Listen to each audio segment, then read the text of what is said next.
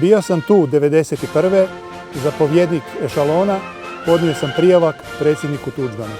Bilo nas je iz svih krajeva lijepe naše Hrvatske i ponosne Bosne i Hercegovine. MUP-ovci i specijalci. Iz Kumrovca, Lučkog i Rakitija.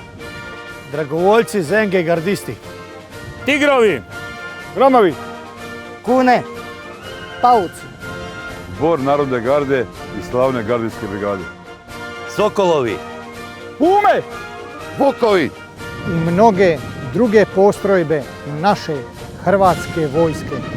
Bili smo prvi kad je trebalo. Na prvoj crti spremni do posljednjeg dana. Spremni umrijeti za domovinu. Za koju su mnogi dali svoje živote.